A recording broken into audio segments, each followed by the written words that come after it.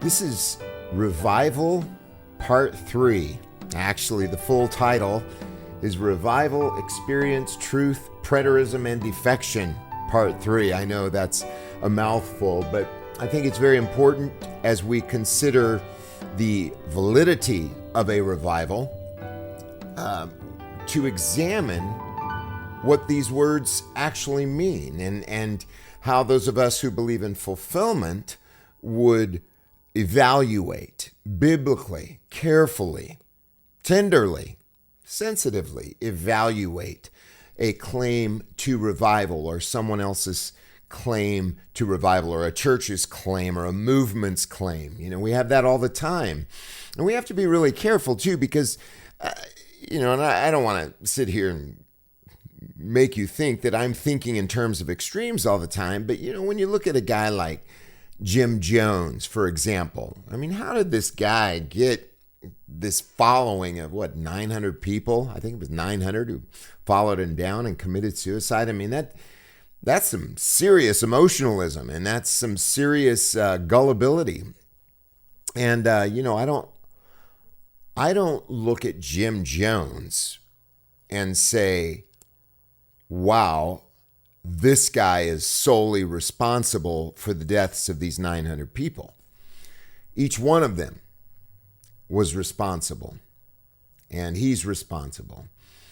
And it takes a lot of ignoring the Word of God.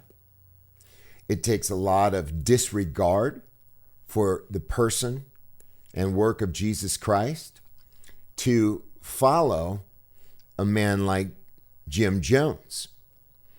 Now, we have to remember, Jesus said straight up, he said, "My sheep hear my voice. I know them, and they follow me, and I give them eternal life. Neither shall any of them perish, and no one shall snatch them out of my hand." So, as we examine these things, I mean, right there, you have truth and experience. And yes, they can intersect. Absolutely. But when experience violates truth, we have to throw it away.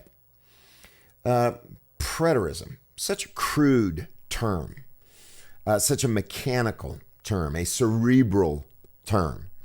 We have watched many preterists fall into the trap of intellectual idolatry. So they have gone to this other extreme where they worship intellect so much that they disregard the truth of Scripture. And here's what's interesting too, for those of you who have seen these Israelite-only preterists, you notice that they try to relegate everything pre-AD 70. Salvation, eternal life. In other words, we're living in this period of just eternal universal annihilation. And they always, I have never seen one Israelite only maintain allegiance to the Scripture as the Word of God and their source of authority, and maintain their allegiance to Jesus Christ as Almighty God. They never have. I've never seen it happen. They always go into deism, agnosticism, atheism, pantheism, anything ism other than the Word of God and the adoration of Jesus Christ, eternal King, present, the kingdom come, thy will be done on earth as it is in heaven, continually, the everlasting kingdom. So anyway, this is part 3. And we're looking at Old Testament revival, and then we also we looked at Old Testament revival, and we are currently examining prophecies of revival, prophesied revival, and then we will look at New Testament revival and revival in church history. Now, prophesied revival is corporate, okay? It's messianic corporate revival. So we recognize the difference. Obviously, again, each one of us experience, as those of us who are believers in Jesus Christ, we love the Word of God, we love Jesus, and we ebb and flow in our passion, in our obedience, in our zeal for God's kingdom and God's word. And I would probably say, though, more than likely we ebb and flow in our obedience. John says, little children, keep yourselves from idols. We're constantly battling idolatry all day long. And so we have to experience moments of revival continually. But that's not what we're talking about here. We're talking about corporate revival, when something happens, when God, in his sovereign power and the working of his Spirit, reaches into the hearts of multitudes and causes them to turn their eyes upon Jesus. It's about Jesus. And if revival veers away from the person of Jesus as Almighty God, Yahweh Almighty, and veers away from his power, his sovereignty, his finished work, his kingdom, then we have to question the validity of that revival. Okay? And so I want you to know right now, this thing going on in Kentucky, I haven't watched. I watched a little bit of the message that preceded this so-called revival. And again, when I say so-called, I'm not saying it's not a revival. I'm not saying it is. I haven't watched it. And I don't even necessarily know that I will. So therefore, I will be ill-equipped to comment on the validity of that revival. But if I do choose to watch it, which I may, I'm super, super busy. And this is a part of my busyness, is sticking with what the scripture says about what true revival is and the characteristics of true revival. Okay? So we're examining in these prophecies corporate messianic revival, and it is prophesied in the Old Testament, and it always is referring to the New Testament. Okay? So any corporate messianic revival as prophesied in the Old Testament pertains to the New Testament. And so we're now moving into Isaiah. We covered Psalms. And again, this isn't exhaustive. So we're looking at Isaiah and several examples. We're going to spend quite a bit of time actually in Isaiah. And it's beautiful. It's exciting to me because of these things that are fulfilled in Jesus Christ. And for those of you who don't believe in fulfillment, you know what? You're going to disagree with how I see these passages. I see them as fulfilled in Jesus.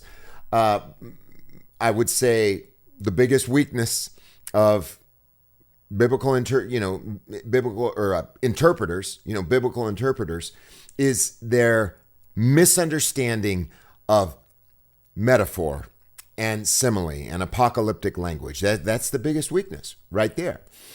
They need to just see how God spoke in the Old Testament in order to understand messianic fulfillment in the person and work of Jesus Christ. All right, so let's start. Isaiah 25. On this mountain, the Lord of hosts will make for all peoples a feast of rich food. That's Jesus. A feast of well-aged wines. That's the new wine of the new covenant. Of rich food filled with marrow. Jesus says, you eat my flesh, you drink my blood. You eat the one who hungers and thirsts. He says, after me, he says he's going to be filled. Blessed are those who hunger and thirst after righteousness. That's not moral righteousness. Okay, that is not moral righteousness. Yeah, that's an Old Testament longing for God's righteousness. And if we knew our Old Testament, we would realize they were longing for the righteousness that was from God, that is from God. Their righteousness is of me. Isaiah chapter 54. So when we speak about, Christ says, the one who believes in me shall never hunger. The one who comes to me shall never thirst. That's what we're talking about here. It's just Christ, just metaphor. Well-aged wine, strained clear, and he will destroy on this mountain the shroud or covering cast, I believe as King James says, that is cast over all peoples, the sheet or veil that is spread over all nations. Okay? So you say, well, wait a minute, what's that covering cast? That's the darkness, the curse and darkness of that status under Old Testament law. Now remember, go to my website, newcreationministries.tv, and read the article, The Law and Its Scope for Israel and Beyond. So God didn't give the law to the Gentiles. That doesn't mean the Gentiles were not dead in sin. It just means that they didn't know sin. They didn't know it because God didn't give them the law to reveal sin to them. What did Paul say? When the commandment came, sin revived, I died, for by the law is the knowledge of sin. On this mountain, the shroud is cast over all peoples, the veil that is spread over all nations. He will swallow up death forever. Okay, now think about associations here. Now watch, this is at this time. Then the Lord God will wipe away the tears from off all faces. That is none other than the tears of Isaiah 53, where it says, surely he has borne our griefs and carried our sorrows. What were the tears? The sorrows of separation from God. The Gentiles didn't even know it. They didn't even know it.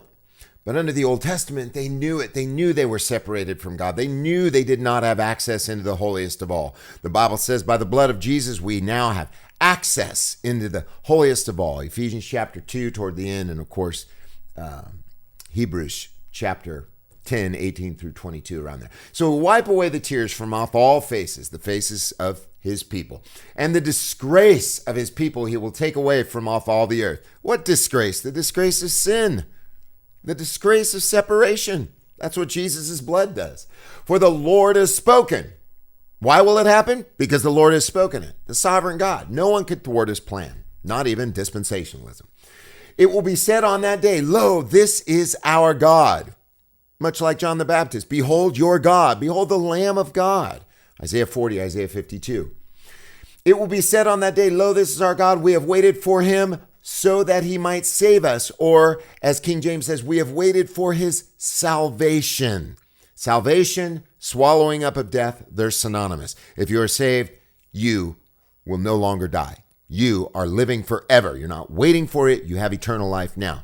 That's why Jesus said, I am the resurrection and the life. The one who believes in me, though he were dead, yet shall he live. The one who lives and believes in me will never die. Fulfilled. We have it all now. We're not waiting. This is the Lord for whom we have waited. Jesus, Emmanuel. Don't separate it. Don't throw this into the future. Don't make this 2,000 years removed. Basically, I mean, it's amazing. Gosh, it's such a drag. All futurists do this, but these reformers who claim to be so biblical, they got it dialed with sovereign grace, but the rest of their theology is reprehensible because they do exactly what the dispensationalists do with Matthew 24. Back and forth, 2,000 years. You can't do that. And reformers are dismally, woefully ignorant of the Old Testament, and that's why they are futurists, okay? These partial preterists, you know. I mean, you pray for them. We pray for them. We want to be tender because, man, it's God who gives us revelation. But man, I'll tell you what, I was living in that. I was a sovereign grace dispensationalist. When fulfillment came, man, it was like, go straight to it. I never was an amillennial. I wasn't even a postmillennialist. I saw the problem with that. I saw the problem with, putting so much of this stuff in the first century and then separating it. I was just like, well, dispensational, let's throw it all into the future, right? No. Christ has fulfilled this, right? Lo, this is our God. And he says, it will be said on that day, lo, this is our God. We have waited for him that he might save us. This is the Lord for whom we waited. Let us be glad and rejoice in what? His salvation. You shall call his name Jesus, for he shall save his people from their sins. Isaiah 51. So the ransomed of the Lord shall return. Right? This is corporate. The ransomed of the Lord shall return and come to Zion. What Zion? Mount Zion. That's the church. Hebrews 12:22. With singing, everlasting joy shall be on their heads. They shall obtain joy and gladness. Now there's revival, folks. And sorrow and sighing shall flee away. What's the sorrow? Again, the sorrows of the darkness of being under the old covenant. The people that sat in darkness have seen a great light. We are in the joy of Jesus, the fullness of his joy. These things I have spoken to you that your joy may be full. That's the joy of the new covenant. It's all fulfilled. It's all fulfilled. Sorrow and sighing have fled. All right. Isaiah 52.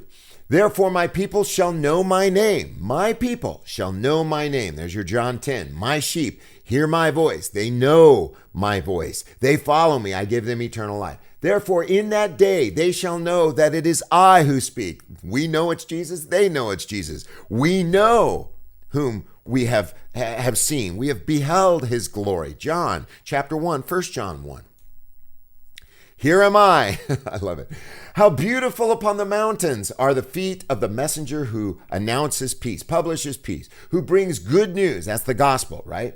In fact, Septuagint, if I'm not mistaken, uses that same Greek word, euangelon, who announces salvation. Again, the association of salvation, peace, good news, right?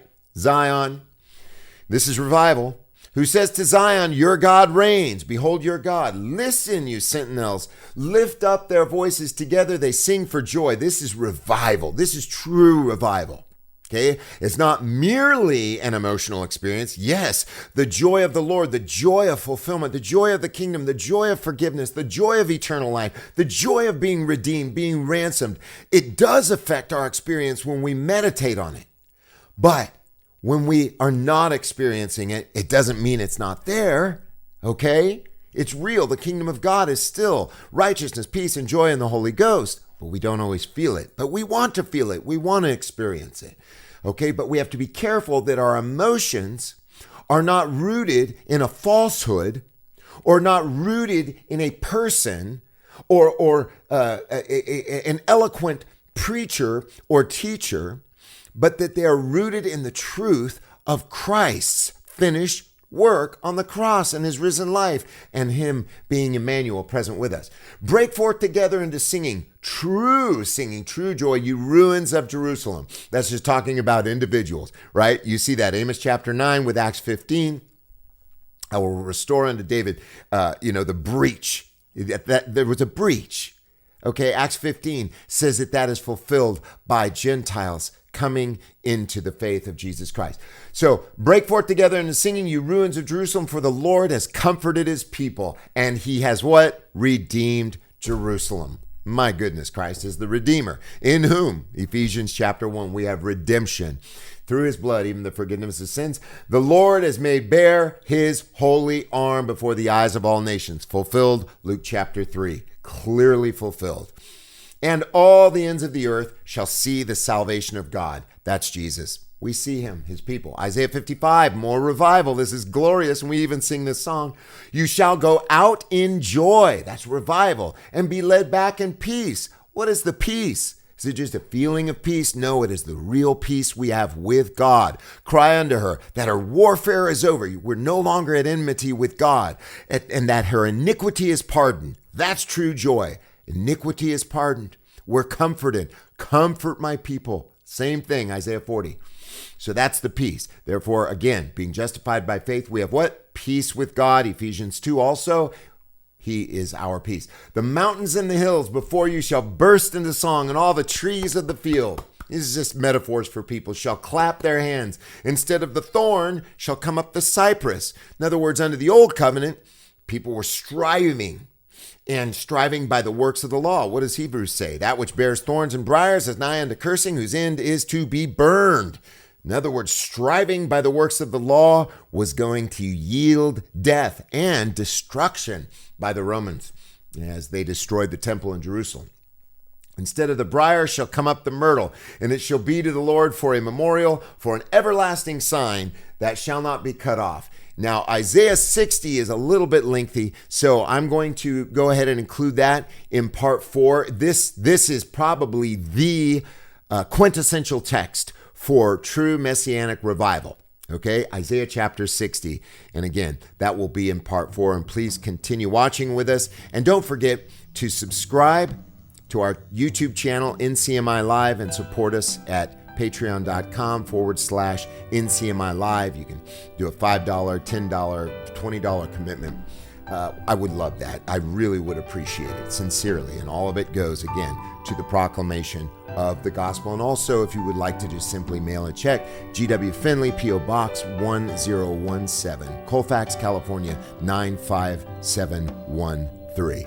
God bless you.